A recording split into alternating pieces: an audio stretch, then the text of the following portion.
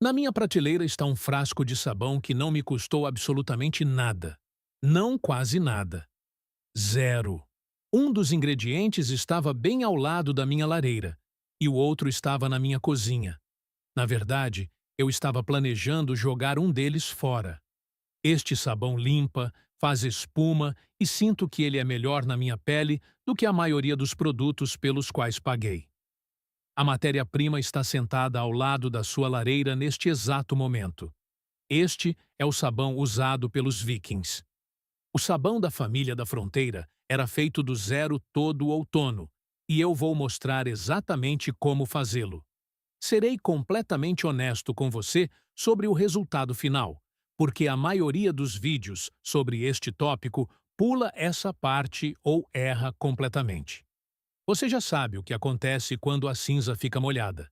Aquela lama cinzenta quando a chuva atinge uma fogueira fria, ou o resíduo escuro e levemente viscoso nas mãos após manusear cinza úmida. Aquela sensação escorregadia, quase ensaboada, não é sua imaginação. Quando a água passa pela cinza de madeira, ela dissolve os compostos de potássio em seu interior e os carrega para uma solução. O líquido resultante é alcalino o suficiente para começar a decompor gorduras ao contato, o que é, em nível molecular, exatamente o que o sabão faz. Essa reação é chamada de saponificação. A gordura encontra o álcali. Eles se separam e se remontam em duas coisas: sabão, o sal de ácido graxo que limpa, e glicerina, o subproduto hidratante que os sabonetes artesanais caros anunciam como um grande diferencial de venda. Essa reação ocorre onde quer que a cinza encontre a chuva e a gordura encontre a água desde que o fogo existe. Há cerca de 5.000 anos, as pessoas notaram isso e começaram a fazer de propósito. A receita de sabão documentada mais antiga foi registrada na Suméria por volta de 2.800 a.C., usando cinza e gordura derretida combinadas e aquecidas. Os egípcios a documentaram e os romanos a expandiram. Na era nórdica, a fabricação de sabão a partir de cinza de madeira estava tão enraizada na vida cotidiana que a palavra lye, a palavra inglesa para o líquido alcalino que torna o sabão possível, vem diretamente da raiz proto-germânica que significa lavar. A química era a mesma, a cinza era a mesma e a gordura era a mesma. A única coisa que mudou em 5.000 anos é o frasco em que você o armazena. Aqui está exatamente o que você precisa, e isso é genuinamente tudo. Primeiro, cinza de madeira, especificamente madeira de lei como carvalho, nogueira, bordo ou faia. A madeira de lei queima de forma mais quente e limpa, produzindo cinzas com uma maior concentração de sais de potássio. Você quer o pó fino e cinza claro de um fogo totalmente queimado, não o carvão escuro e pedaçudo de uma queima incompleta. Peneire quaisquer pedaços pretos grandes.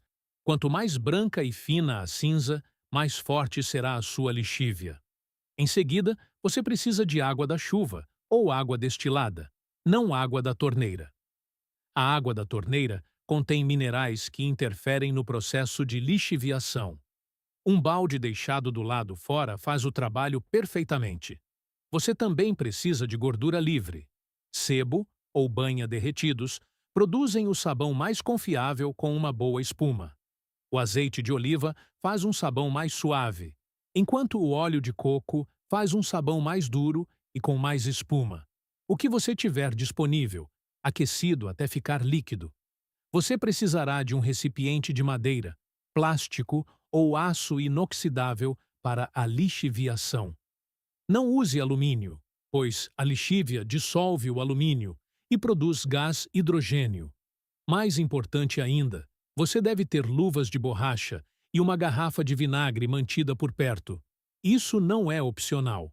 A lixívia é genuinamente cáustica e começará a saponificar os olhos da sua pele ao contato, o que é tão desagradável quanto parece.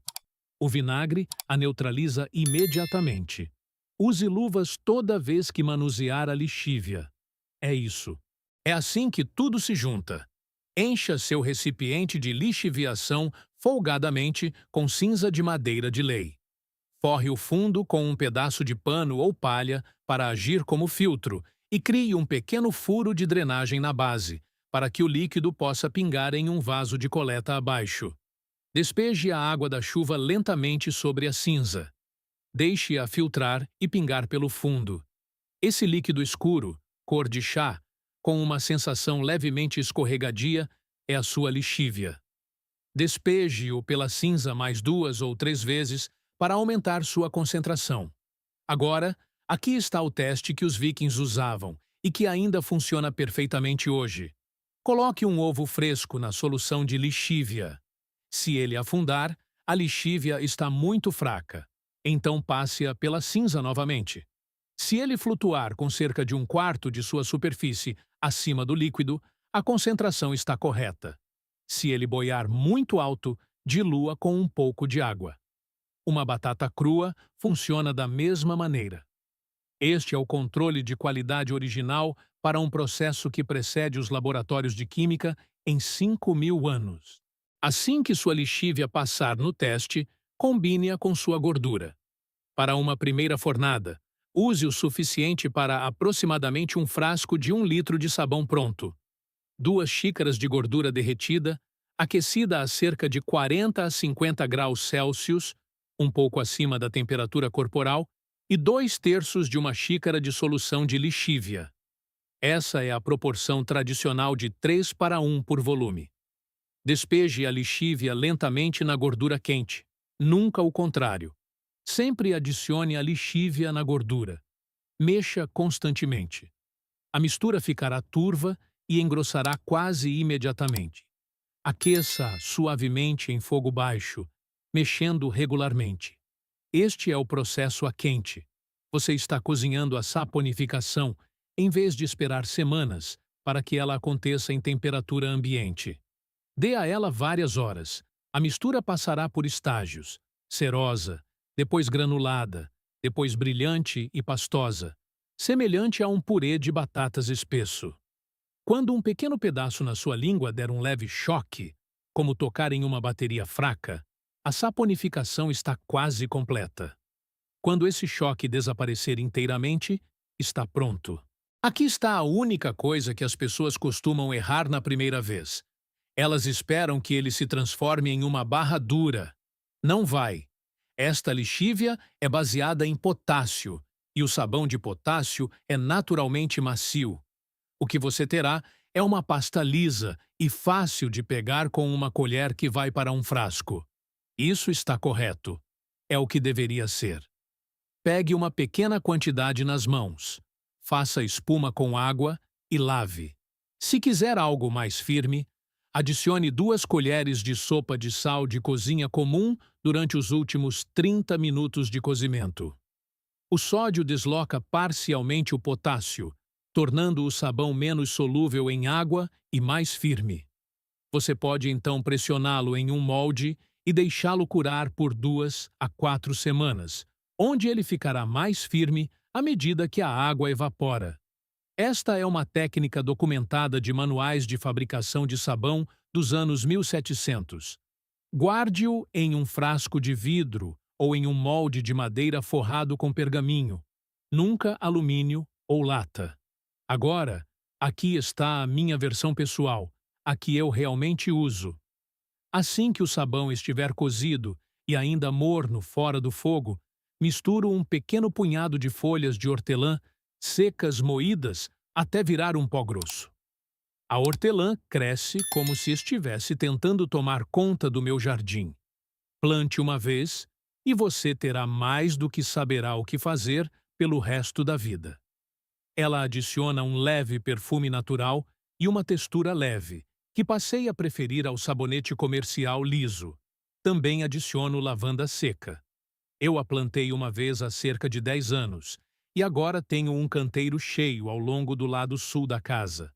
A lavanda tem propriedades antimicrobianas naturais documentadas, não apenas uma alegação popular, mas atividade farmacológica real, o que complementa o que o sabão já está fazendo e deixa a pele com uma sensação genuinamente boa em vez de ressecada. Esta combinação é o que eu uso para fazer a barba. Direi isto diretamente. Nada pelo que já paguei deixou meu rosto com a sensação que isto deixa. A glicerina formada durante a saponificação permanece no sabão, em vez de ser extraída como acontece nas barras comerciais. Essa é a diferença que você sente. Se não tiver hortelã ou lavanda, 5 gotas de cada como óleo essencial misturadas no mesmo estágio final proporcionam essencialmente o mesmo resultado. Estes estão disponíveis em qualquer loja de produtos naturais ou online, por alguns dólares, e durarão por anos de fornadas. Seu sabão, seu perfume, esse é o ponto. Antes de chegar à conclusão, há mais um motivo pelo qual eu mesmo faço isso, e eu estaria prestando um desserviço se não mencionasse.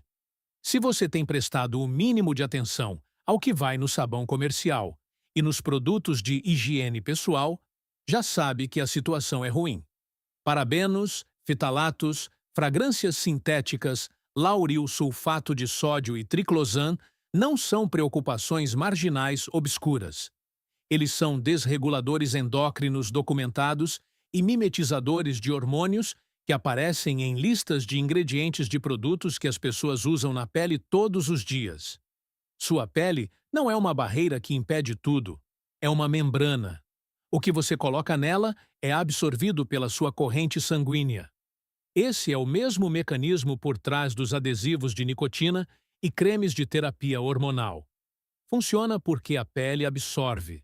De acordo com o Environmental Working Group, a pessoa média aplica entre 9 e 15 produtos de higiene pessoal diariamente, expondo-se a mais de 100 ingredientes químicos únicos, antes mesmo de sair de casa pela manhã. Não estou dizendo isso para te deixar com medo. Estou dizendo que saber como fazer seu próprio sabão a partir de 2 ingredientes que você já tem significa que você sabe exatamente o que há nele. Nada está escondido. Não há nomes de 12 sílabas que você não consegue pronunciar. Apenas gordura e cinza. As mesmas 2 coisas que mantiveram as pessoas limpas por 5.000 anos antes de um laboratório se envolver. E é também por isso que faço meu próprio desodorante. Mas isso é assunto para outro vídeo. O que continua martelando na minha cabeça é o quão completamente esse processo foi substituído. Não foi porque parou de funcionar, mas porque alguém descobriu como lhe vender uma alternativa. A produção comercial de sabão usando hidróxido de sódio refinado começou a sério no início do século XIX.